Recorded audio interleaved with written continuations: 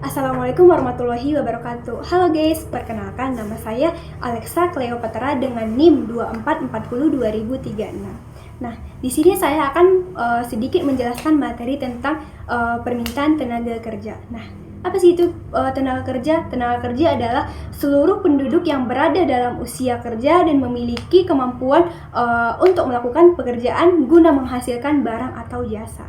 Nah, jadi apa itu permintaan tenaga kerja? Permintaan tenaga kerja adalah hubungan antara upah dan jumlah pekerja yang akan dipekerjakan oleh para pengusaha.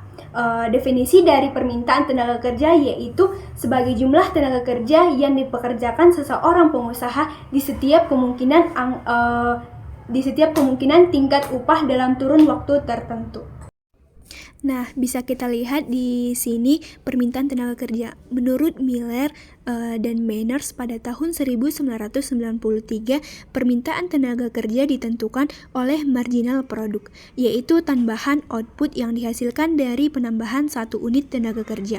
Nilai dari tambahan output tersebut disebut nilai marginal produk atau VMP, yang dihitung dengan mengalihkan produk fisik marginal atau MPP dengan harga produk atau disebut dengan P.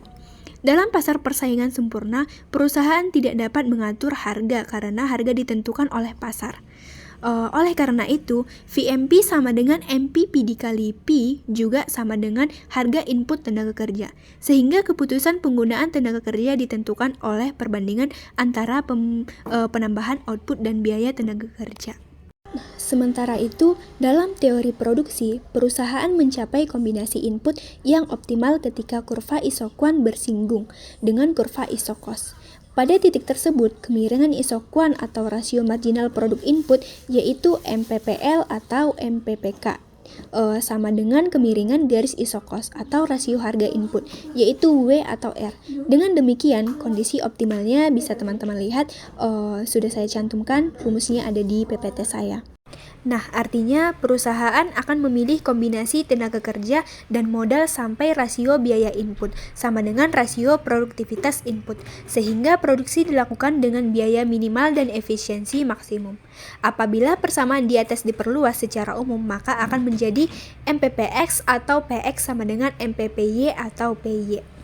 Artinya meminimalkan biaya input serta memaksimalkan output dengan penggunaan input masyarakat pengguna kombinasi sehingga MPP setiap harganya sama untuk setiap input. Variabel X akan menaikkan biaya produksi sebanyak PX. Hal tersebut juga akan memperbesar volume produksi sebanyak MPPX. Itu berarti rasio PX atau MPPX adalah tingkat perubahan total biaya perusahaan bagi setiap perubahan output fisiknya secara definitif, dengan begitu memiliki kesamaan dengan biaya marginal. Kurva permintaan tenaga kerja menggambarkan hubungan antara tingkat upah dengan jumlah tenaga kerja yang diminta perusahaan.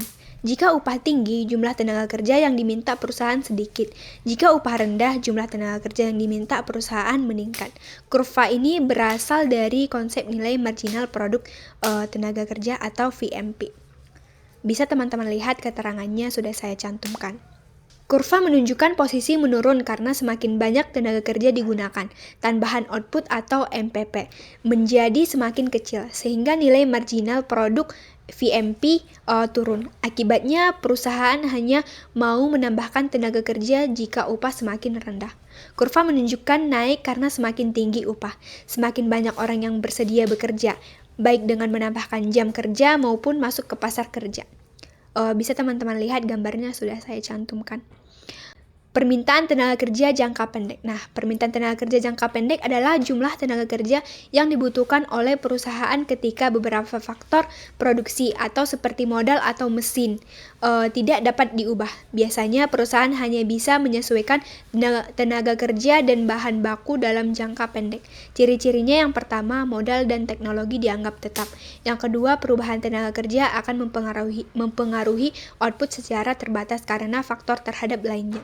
Yang ketiga, kurva permintaan tenaga kerja jangka pendek menurun karena hukum hasil marginal yang menurun. Nah, permintaan tenaga kerja jangka panjang. Nah, permintaan tenaga kerja jangka panjang ini adalah jumlah tenaga kerja yang dibutuhkan ketika semua faktor produksi bisa disesuaikan, termasuk modal, teknologi, dan ukuran pabrik. Ciri-cirinya, yang pertama, tidak ada faktor produksi yang tetap. Perusahaan dapat menambah atau mengurangi mesin, pabrik, atau fasilitas lainnya. Yang kedua, perusahaan dapat mengoptimalkan kombinasi antara tenaga kerja dan modal untuk meminimalkan biaya. Yang ketiga, kurva permintaan tenaga kerja jangka panjang cenderung lebih elastis karena ada fleksibilitas dalam kombinasi faktor produksi. Kesimpulannya, permintaan tenaga kerja ditentukan oleh nilai marginal produk tenaga kerja, yaitu hasil perkalian antara produk fisik marginal dengan harga produk, sehingga semakin tinggi kontribusi tambahan seorang pekerja, semakin besar pertimbangannya. Karena hukum hasil tambahan yang menurun, produktivitas pekerja bertambah akan menurun ketika jumlah tenaga kerja meningkat, menjadikan kurva permintaan tenaga kerja menurun, sedangkan kurva penawaran tenaga kerja meningkat seiring kenaikan upah. Baiklah, dalam video saya tersebut saya sudah menjelaskan materi tentang permintaan tenaga kerja. Terima kasih kepada teman-teman yang sudah menonton video saya sampai akhir. Bye-bye.